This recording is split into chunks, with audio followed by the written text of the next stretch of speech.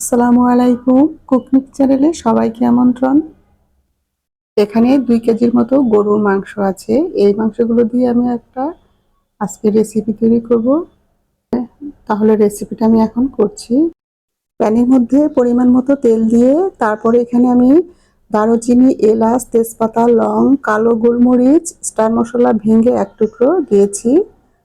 মশলাগুলো থেকে সুন্দর একটা স্মেল যখন বের হয়েছে তখন আমি বেশ কিছু পেঁয়াজ কুচি এখানে দিয়েছি।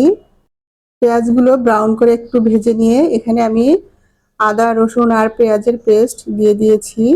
এখন আমি এগুলো ভালো করে একটু কষিয়ে নিচ্ছি। মশলাগুলো একটু কষিয়ে আমি এখানে দিয়ে দিয়েছি ধনে গুঁড়ো আর সাদা গোলমরিচের গুঁড়ো, আর দিচ্ছি কিছু লাল কাঁচামরিচ।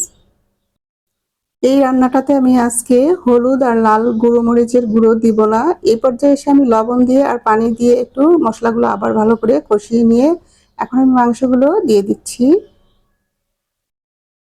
এখন মশলার সাথে ভালো করে মাংসগুলো মিক্স করে তারপরে কষিয়ে নিতে হবে। চুলোর আঁচটা একটু মিডিয়ামে রেখে এই কাজটা করতে হবে।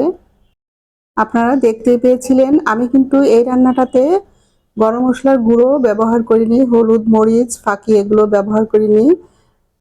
মাংস থেকে যে পানিটা বের হয়েছে সেই পানি দিয়ে ভালো করে মাংস আমি কষিয়ে নিয়েছি। এই পর্যায়ে এসে আমি একটু গরম পানি দিয়ে দিচ্ছি। আর একটু পানি লাগবে, গরুর মাংস সিদ্ধ হতে একটু সময় লাগে, তাই আমি পানি আরো দিয়ে ভালো করে সিদ্ধ করে রান্না করে নেব। এই পর্যায়ে এসে আমি ভাজা জিরে গুঁড়ো দিয়ে দিয়েছি। এভাবে অল্প মশলা দিয়ে সাদা করে গরুর মাংস রান্না করলে খেতে দারুণ টেস্ট হয়। তরকারিটা রান্নার সময় এটার স্মেলটা পুরো বাসায় ছড়িয়ে গিয়েছে। খুব অল্প মশলা দিয়ে সাদা করে গরুর মাংস রান্না করে নিয়েছি।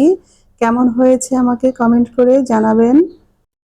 যাদের এভাবে গরুর মাংস রান্না করে খাওয়া হয়নি একবার হলেও ট্রাই করবেন। এভাবে গরুর মাংস রান্না করে ভাত, পোলাও অথবা রুটি দিয়েও খেতে পারবেন। আমি এই তরকারিটা খেতে ভালোবাসি প্লেন ভাত দিয়ে। আমাকে ভালো লাগলে পাশে থাকবেন, লাইক কমেন্ট করে শেয়ার করে যাবেন। আল্লাহ হাফেজ।